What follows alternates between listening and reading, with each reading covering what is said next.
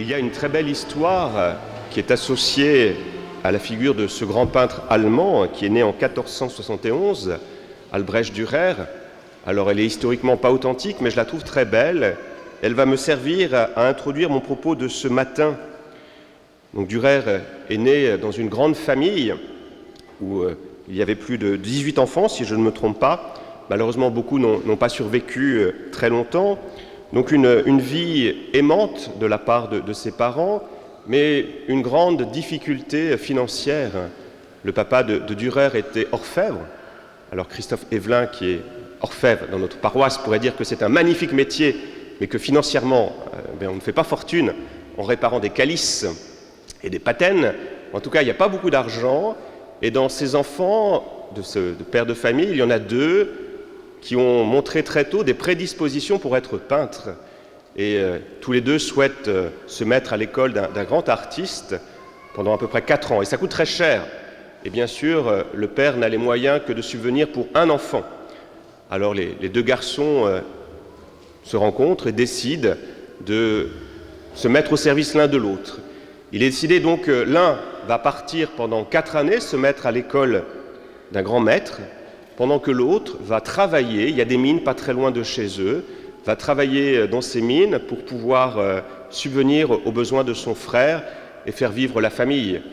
Donc le sort désigne à Dürer qui a la chance, l'opportunité de partir comme cela pendant 4 ans, se former à Nuremberg. Et là, il révèle des talents extraordinaires. Donc les 4 années passent très vite, il revient. Il revient au bout de ces 4 années pour prendre la place de son frère et permettre à ce dernier de commencer son apprentissage. Il rentre sans avoir averti de son retour.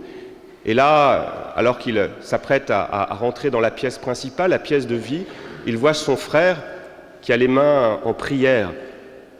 Et en y regardant de plus près, il découvre que les mains de son frère sont déformées, abîmées. Tellement abîmées par le travail qu'il a dû vivre dans la mine, qu'il comprend aussitôt que ce frère ne pourra plus jamais être artiste, parce que ses mains sont désormais usées, incapables de tenir un pinceau.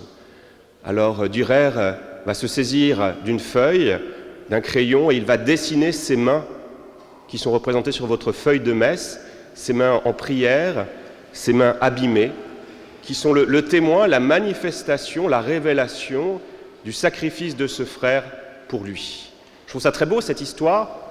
Elle n'est pas authentique historiquement, mais elle est très belle. Elle a souvent été reportée. Je la trouve très belle parce que, pour moi, elle nous dit aussi quelque chose de très profond sur cette page d'Évangile.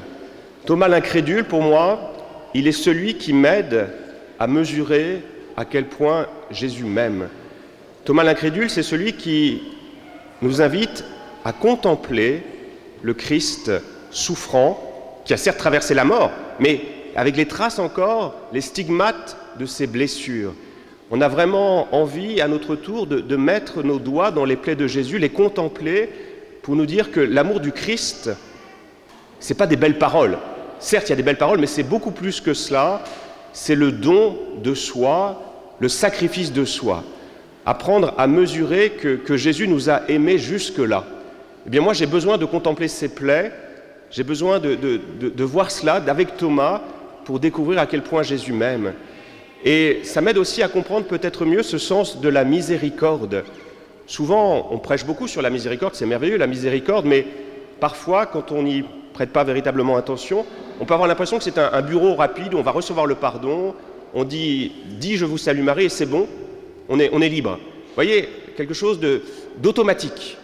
Est-ce que vous avez déjà vu un prêtre qui vous refuse l'absolution? C'est très rare.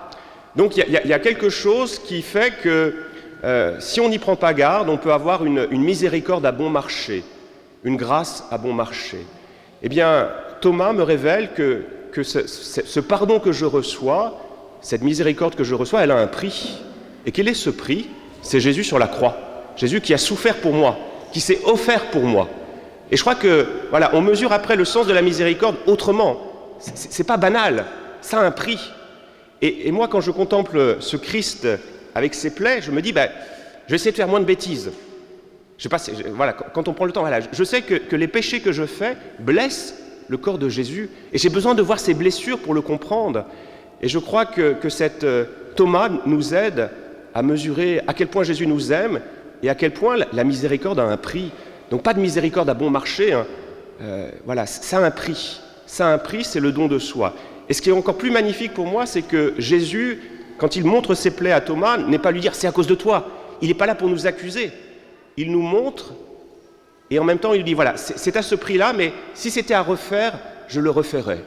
Et pour nous encore, à chaque fois que nous péchons, Jésus est prêt encore à mourir sur le bois de la croix pour porter le poids de nos fautes. Et il le fait avec amour. Vous voyez, il n'y a pas d'accusation, il n'y a aucune accusation, il n'y a aucun sens de la culpabilité. Il ne vient pas nous culpabiliser. Non, il vient nous dire qu'il nous aime et qu'il est prêt encore à porter sur lui le poids de nos péchés pour nous aider à moins pécher, pour nous aider à nous réconcilier, pour nous aider à grandir dans la foi, à devenir celui que nous sommes. Je crois que moi, j'ai besoin de Thomas, j'ai besoin d'être un peu comme lui, de m'arrêter, de regarder, non pas par dolorisme, c'est pas du dolorisme que je veux faire, non, c'est pour mesurer cette miséricorde, ce cœur du Christ. Alors Thomas, il est très précieux aussi pour autre chose, et je conclurai là-dessus, il est très précieux pour nous aider à comprendre ce qu'est la résurrection. Quel est ce corps ressuscité qui apparaît à Thomas, qui apparaît aux autres disciples? Il y a quelque chose qui est toujours un peu étonnant, fascinant, avec les apparitions de Jésus. Qu'est-ce qui vous étonne? Les servantes. Je ne vous ai pas interrogé depuis longtemps, puis je sentais que vous ne m'écoutez plus, ou les scouts. Mais il y a toujours quelque chose qui m'a surpris dans les apparitions de Jésus ressuscité, c'est quoi? C'est qu'on ne le reconnaît pas. Je l'ai souvent dit, hein. Marie-Madeleine le prend pour, allez-y, un jardinier. C'est ça. Marie-Madeleine le prend pour un jardinier, les pèlerins d'Emmaüs le prend pour qui? Pour un voyageur. Et voilà, on n'arrive pas à reconnaître Jésus ressuscité. Alors, comment on comprend cela?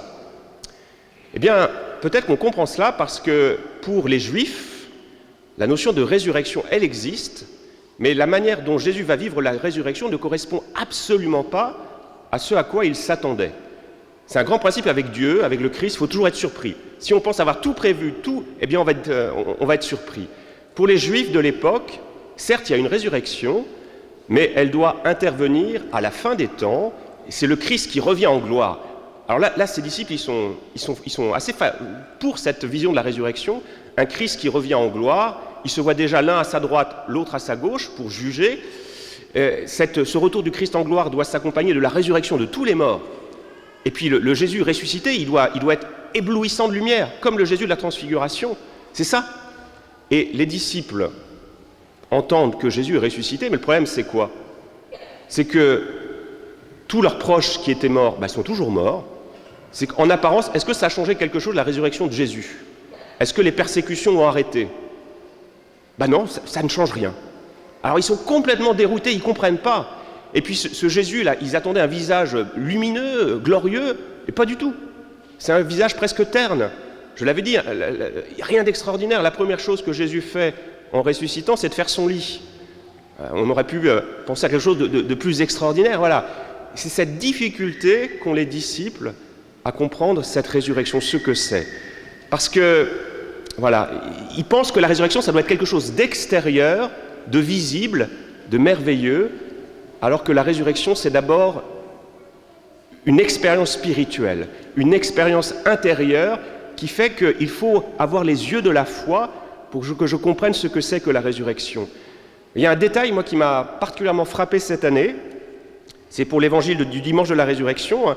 Rappelez-vous, Marie-Madeleine rentre dans le tombeau et qu'est-ce qu'elle voit? Allez-y. Oui, vas-y, Baptiste.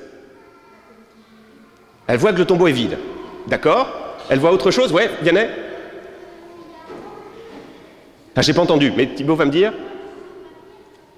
Est-ce que tu peux te mettre au micro pour qu'on t'entende? Voilà. Parce que je ne sais pas si vous avez entendu Vianney. Décroche le micro, Thibaut. Qu'il y a un ange sur la pierre? Eh bien voilà, c'est ça. Il y a deux anges. Il n'y en a pas un, il y en a deux. Marie-Madeleine a vu l'ange. Est-ce que Pierre, lui, il rentre, il voit quoi, Pierre? Qu'est-ce qu'il voit? Il voit que le tombeau est vide, il voit que les linges sont pliés, mais est-ce qu'il voit les anges? Non. Comment? Alors, ça veut dire, est-ce que les anges n'étaient pas là? Si, ils étaient là. Mais Pierre, il lui manque encore quelque chose. Pierre, qu'est-ce qu'il a fait pendant la Passion? Il a renié Jésus. Donc il n'a pas encore fait cette expérience de la miséricorde. Il va la faire un peu plus tard.